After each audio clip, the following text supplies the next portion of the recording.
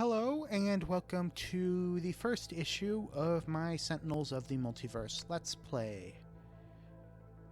And in this episode, the team of Bunker, Legacy, Tachyon, and the Wraith will take on the evil Baron Blade in the Ruins of Atlantis environment. Since this is my first episode of the Let's Play, I will sort of give you the basics of how the game works as well. The game will start with the villain turn, where the villain will play the top card of his deck. Most cards in the villain deck have start of turn or end of turn effects that will take place. And then it'll move on to hero turns, where the heroes will be able to play a card from their hand, use a power, which is a keyword contained on many cards, including the character cards themselves, and then draw a card. Then move on to the environment, which, similar to the villain deck, just plays the top card of their deck. I'll be facing Baron Blade, who has an alternate loss condition that if I don't run this side out of hit points before he has 15 cards in his trash, I automatically lose. And let's take a look at everyone's hand and then go ahead and get started. Bunker is sort of an Iron Man or War Machine analog and is heavily focused on equipment cards. He's starting with the auxiliary power source, which allows additional card draws, the flak cannon, which is one of his basic damage dealing cards, recharge mode, which the mode cards are another one of his key mechanics, basically allowing the use of an additional aspect. Mode cards are another key element of his deck. Each type of mode card basically boosts one phase of his turn at the expense of the other ones. For example, if he's in recharge mode, he can't play cards or use powers, but draws an additional card and reduces his incoming damage. We also have turret mode in our opening hand, which prevents playing or drawing cards, but allows the use of an additional power and increases damage. Legacy is sort of your Captain America or Superman analog, though rather than dealing damage, he primarily boosts other players, other characters, or tanks. He's starting with Bolster Allies, which allows every player to draw a card, Inspiring Presence, which heals everyone when it comes out and increases damage dealt by heroes by 1, and 2 copies of Lead from the Front, which allows incoming damage to be redirected to him. Tachyon is your speedster, your Flash or Quicksilver. Most of her cards are one-shots, and many of them have the burst keyword. Blinding Speed, for example, destroys one environment card or one villain one ongoing card. It could be a hero one or a villain one, though usually you'll use it on the villain ones. She has 2 light speed barrages, which are one of her key mechanics. These do damage based on the number of burst cards in the trash, so they're more useful late game, where you could potentially have up to 21 burst cards in the trash, at which point she'll do a whole lot of damage. There are 2 copies of this, and then a Nimble Strike, which is a burst card that does 1 damage and then allows you to draw a card. She has a few cards that allow her to play additional cards a turn, which can really help her get going. The Wraith is basically your Batman analog, primarily doing damage with projectile weapons, though she also has some utility cards like Grappling Hook, which destroys an ongoing or environment card and allows you to draw a card. One of her weapons is a Stun Bolt, which only does 1 projectile damage, but reduces all damage from whoever you hit with it by 1 until the start of your next turn. She also has Throat Jab, which does 2 damage and prevents whoever you hit with that from doing any damage at all. And Trust Fund, which allows you to draw 4 cards and then discard 2, which will be useful if you don't really have any other options. So let's go ahead and get started. Baron Blade starts with a mobile defense platform out, which basically would keep him from taking damage. Speaking of keeping him from taking damage, his other card is a Living Force Field, which reduces incoming damage by 1, which we'll want to get rid of fairly quickly. So let's get started with the flak cannon and start burning down the mobile defense platform. There are different types of damage that are done, which can have effects because certain targets are immune to damage of certain types. And there are also cards that let you boost damage of certain types. So let's shoot at the mobile defense platform, then move on to Legacy's turn.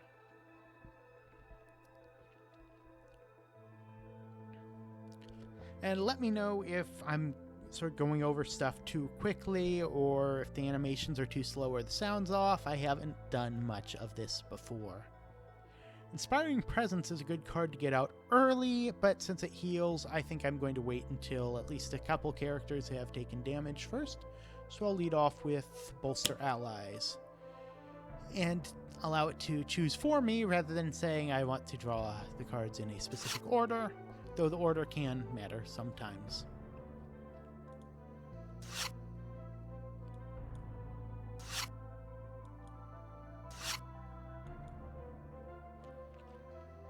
As I said before, all character cards have a base power, and in Legacy's case, his power increases damage dealt by all heroes by 1 until the start of his next turn.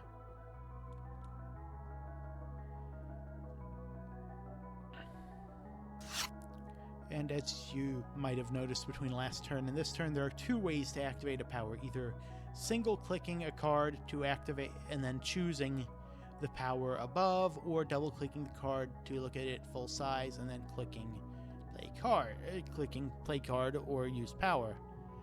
Might as well get rid of that Living Force Field right away and start getting burst cards into the trash. And since that was the only ongoing card that was out now, it didn't even prompt me to choose. Tachyon's base power is revealing the top card of her deck and discarding that card if you want to, which can be useful to get more burst cards into the trash more quickly. Hypersonic Assault is way too useful to just discard that way, and not a burst card. It does 1 damage to every non-hero target and prevents them from dealing damage, which can really be very useful, especially if there are lots of villains out doing damage. Okay, and it's too early for a lot of these, but so let's play the Trust Fund and get some more cards to choose from.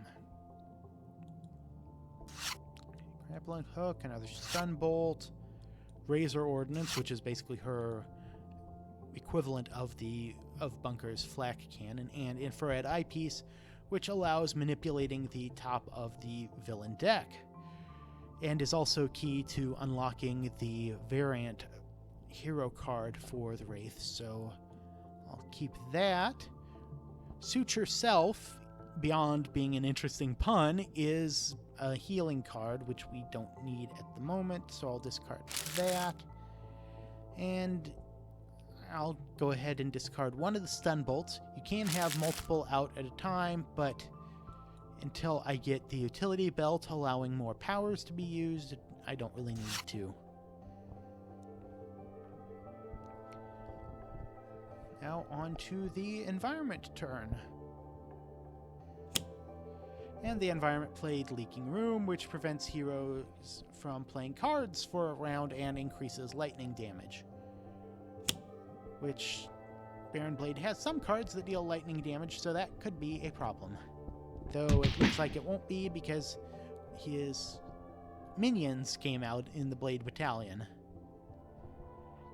As I said, I can't play cards, but I can use powers, so Bunker will go ahead and use his flak cannon to continue hitting the mobile defense platform, which should be going away fairly quickly. Ammo drop will be useful, as that helps feed Bunker's hand. Okay, yeah. And might as well continue boosting hero damage.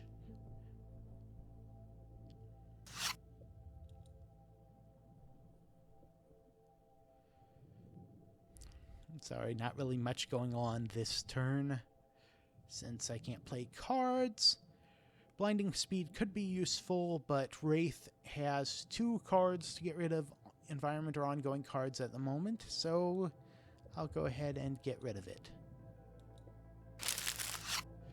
Another useful thing in the game is that you can click this lightning icon to see any ongoing effects or sort of relevant cards. For example, the damage dealt to the Wraith has already been reduced by 2 by using her power last turn, but I can use that power again this turn to reduce damage even further. Since I have cards that trigger off of burst cards in my hand, in Tachyon's hand, it'll also keep track of the number of burst cards there. And like that, we are back to the environment turn, and the leaking room will go away. Hopefully we won't just get another copy, because that's kind of boring. Oh, a hallway collapse that does 3 damage to each target. This is, while you can use Choose For Me, this is one of the cases where the order does matter, because if I hit the have it hit the mobile defense platform first, Baron Blade will not be immune to the 3 damage he is about to take. And then I'll go ahead and do Choose For Me then. So this is doing 3 melee damage to everyone, and then immediately going away. Now that everyone's taking damage, this next turn will be an ideal time to play Inspiring Presence. And, oh yeah, Wraith didn't take any damage because she had her powers that reduced damage. Oh, Backlash Field. That's not fun. That basically does retaliation damage the first time Baron Blade gets hit every turn. As the Flak Cannon has the limited keyword, I can't play another copy of it. So I will go ahead and play Ammo Drop so I can start getting more cards. And use the Flak Cannon to finish off the Blade Battalion, even though it's doing less damage now that it has less hit points. And you'll see it shows you where any damage boosts are coming from. And then since the target was destroyed, Bunker gets to draw a card.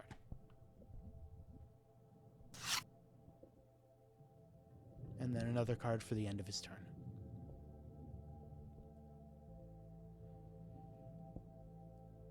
As I said, Inspiring Presence will heal everyone.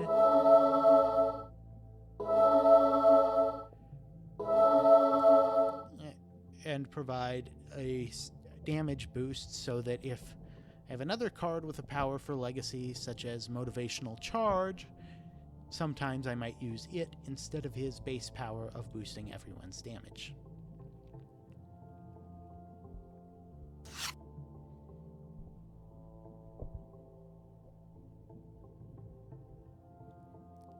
Now I kind of wish I hadn't gotten rid of that Blinding Speed.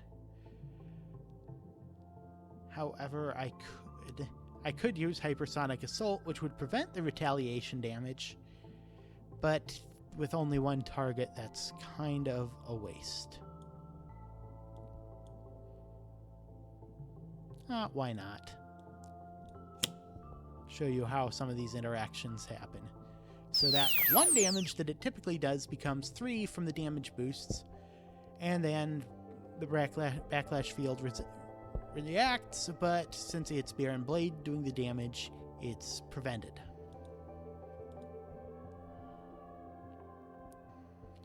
Sonic Vortex is the other card that keys off the number of burst cards in the trash, and is not itself a burst card, so I will keep it for if more targets come out to hit with it.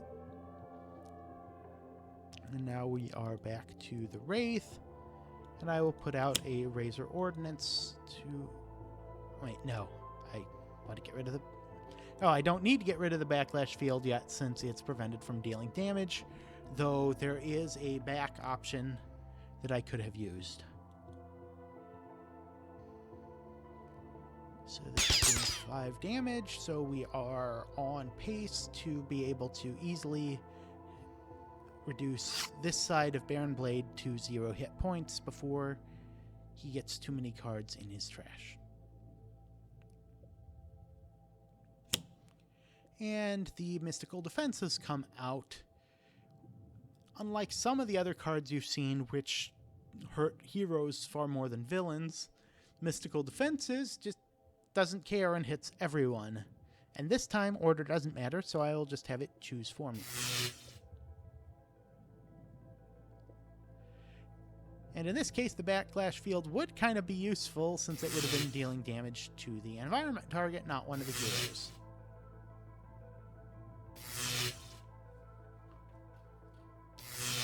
As you can see, the Mystical Defenses also have hit points, so I can hit them and try to knock them out as well. And the Blade Battalion comes out and deals 5 damage to Bunker. Baron Blade is one of the more straightforward villains to play against. He doesn't have a lot of effects that come out, or a lot of hit points, though sometimes if he hits the right cards, he can get a lot of cards into his discard pile very quickly, which can be a problem.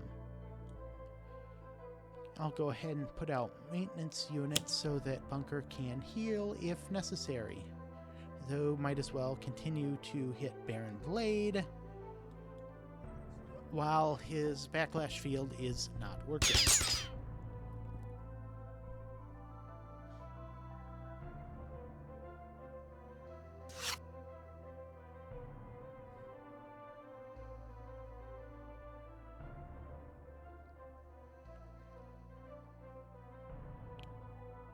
Okay, there are some good options here, but I will go ahead and have Legacy deal damage, which he does occasionally. If I choose Baron Blade, he is the nemesis of Legacy, which you can see by this icon here, which boosts his damage and Legacy's damage to each other by 1, allowing this 4 damage one-shot to instead do 6.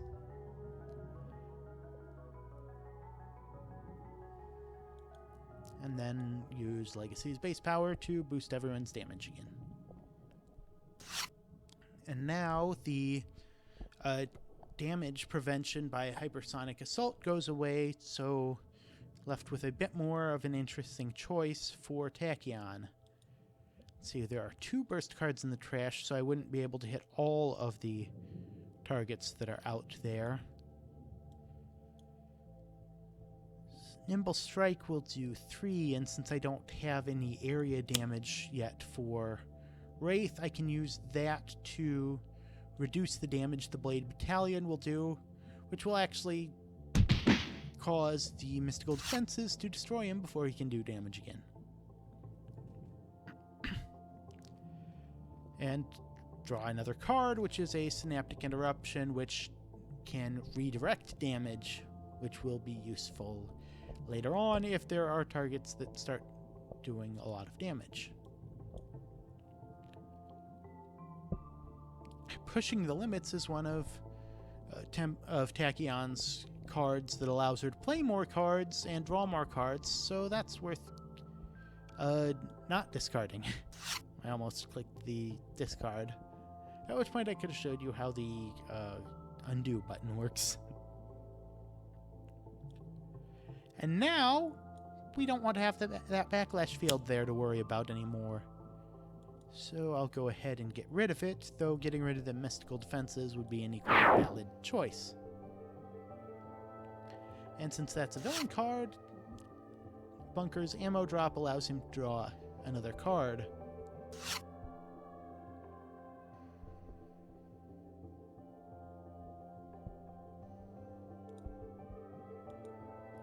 And then hit Baron Blade some more.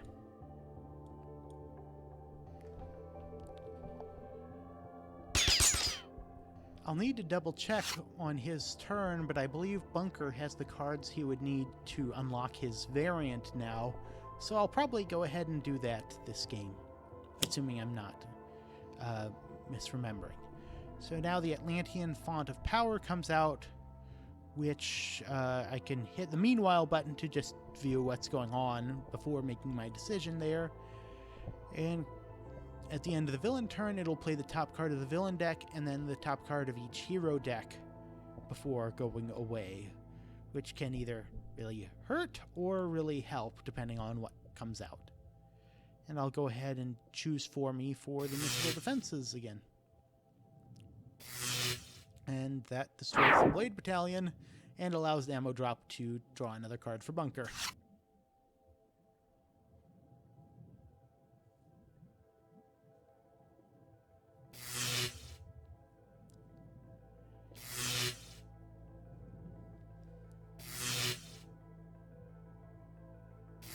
As you may have noticed, each damage type has its own animation when dealing the damage.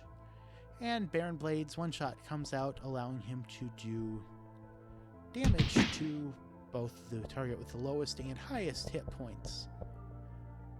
While Legacy is a tank, the fact that he is also Baron Blade's nemesis would cause him to take more damage than the other two heroes, so I will go with the Wraith, since she has more healing options than Tachyon.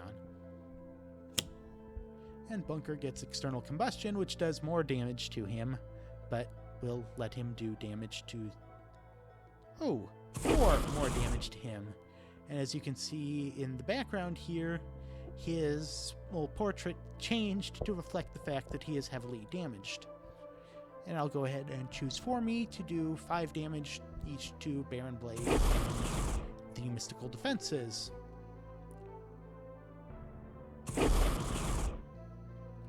If a hero is reduced to 0 hit points, their cards go away. However, their character card flips over and has various incapacitated abilities, which you can choose one of to use every turn to boost the other heroes that are still in the game. Another area of effect damage, so I will let that go on. And Baron Blade is down to 1 hit point, which means he will be flipping momentarily. And Wraith got the utility belt, which allows her to use an additional power during your power phase. And that will be very useful as well. Oh, powered remote turret is what comes out for Baron Blade, which does damage to every hero target, and I am definitely going to have to change over to healing Bunker for a while here, and probably take out those mystical defenses and turret pretty quickly. One of the catches with Baron Blade on this side is that while his cards he has out are very dangerous, allowing him to get them into the discard pile is, well, not quite as dangerous, but still not all that fun. Okay, you unlock Bunker's variant hero card by playing all 3 mode cards in one game. His upgrade mode allows him to play an additional card, but not use powers. So I will go ahead and play it, and then use that additional card play to play recharge mode, which, while it prevents using another power, allows him to draw an additional card and reduces incoming damage, which could be very helpful this turn, and then I can destroy it at the start of his next turn to play his turret mode. Okay. Let's see. Legacy now has Danger Sense, which makes him immune to damage from environment cards, though that isn't really a factor now since he is tied for the highest hit points. I could also play Takedown, which prevents the villain from playing cards, though at the cost of the villain target with the highest hit points, which is... Wait, actually, it would be the powered remote turret now, not Baron Blade, so you wouldn't have to worry about the Nemesis bonus, so this is probably the best time to play it. It'll prevent the villain from doing damage for one turn. Or no, from playing cards for one turn. And use his base power. And then as you can see, after the card draw, the powered remote turret will automatically do him the 2 damage. Now we're on to Tachyon, who I'll go ahead and play Pushing the Limits first, since it's essentially a free card play. And I now have 4 burst cards in the trash with 3 villain targets, so this is a decent time to play the Sonic Vortex and do damage to everything. And I will go ahead and reduce Baron Blade to 0 hit points first, and when he's reduced to 0 hit points, he flips over to his other side. Different villains have different mechanics for flipping, but this is probably the most straightforward.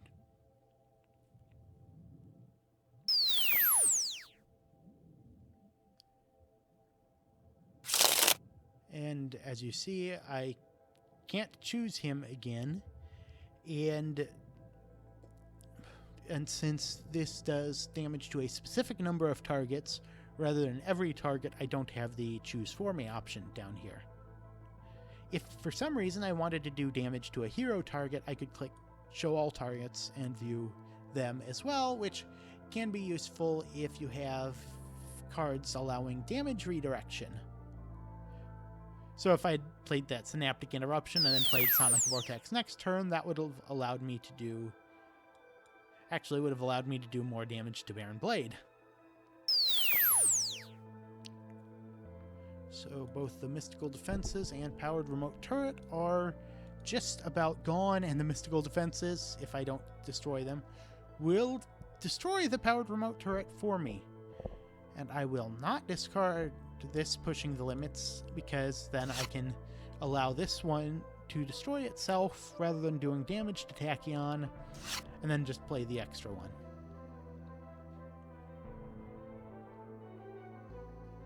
Now we are back to the Wraith, whose utility belt is out so she can use an additional power. On this side, Baron Blade does damage to the hero target with the highest hit points at the end of his turn, so Stun Bolt is probably a good choice, as that will do 1 damage to him and reduce his damage he does to everyone else. Well, actually it'll do 3 damage because of all the damage boosts from Legacy.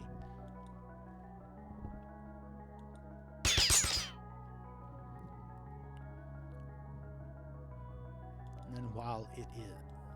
And then I will go ahead and... It's kind of a waste to use the Razor Ordnance on either of these guys, since it will do 5 damage, though it's tempting since they do damage to everyone. Baron Blade is considered one of the easier heroes, because once you're set up, he kind of falls apart pretty easily.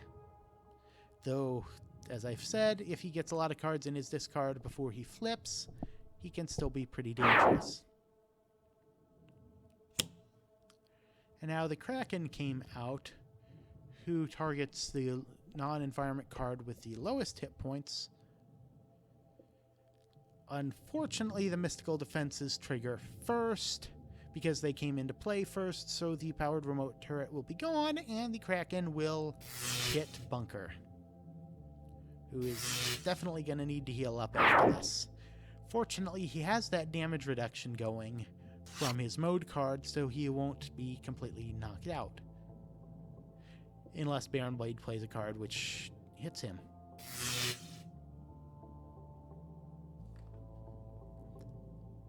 Wait. I didn't remember Legacy playing Danger Sense, but that might have happened when I can click on him and see, okay, that probably happened from the Font of Power playing the top card of his deck. Oh yeah, Baron Blade isn't hitting anyone right now because of Takedown.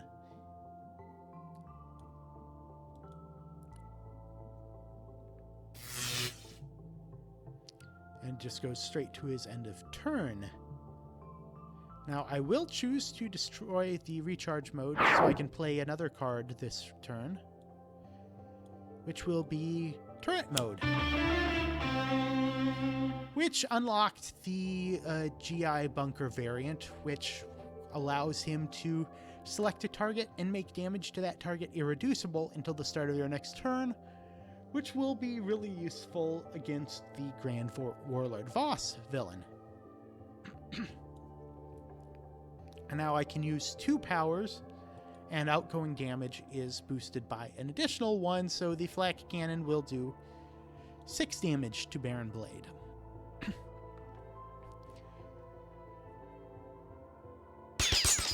And then use maintenance unit to give bunkers some much needed healing.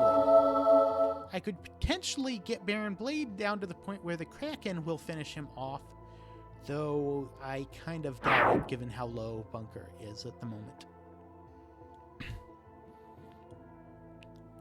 Another option would be to play Heroic Interception, which will keep any hero except Legacy from taking damage, though Legacy will hit himself for 3 from the card and then an additional 1 from Inspiring Presence, which, as you saw with External Combustion and this, can backfire at times. But let's go ahead and play that just so you can see how that works. And then boost everyone else's damage.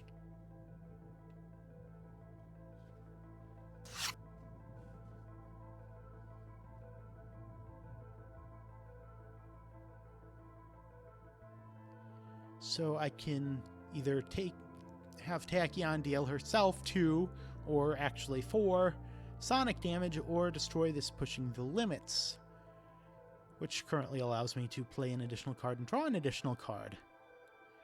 Normally, I wouldn't use it to do more light speed barrages at this point. However, that is tempting to get Baron Blade down to the point where the Kraken will finish him off, so I'll go ahead and do that.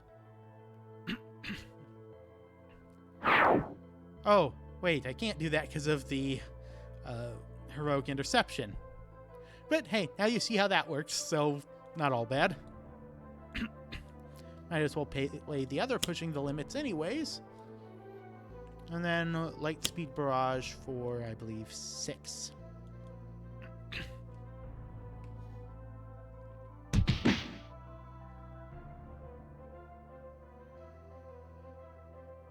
And use her base power. Doesn't really matter whether I discard this card or not, since it's not going to get back around to Tachyon one way or the other.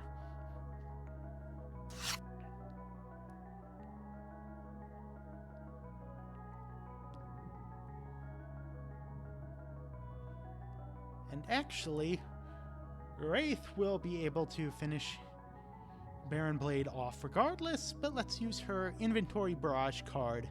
Since she has so many equipment cards, you can use this card to do a lot of damage by destroying all the equipment cards in play and dealing a target twice as much damage as cards you got rid of. So I'll go ahead and do that and choose 4 mana to destroy all the cards.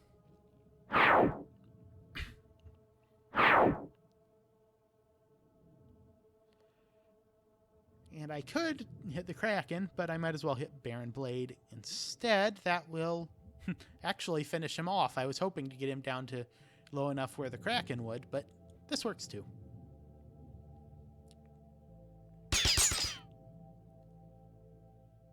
So there's my first game. And as you can see at the end, you get a little animation of Baron Blade defeated in his powered armor suit, as well as the hit points of all of the heroes. So thanks for watching, and let me know what you think. I'm always looking for ways to improve. Bye.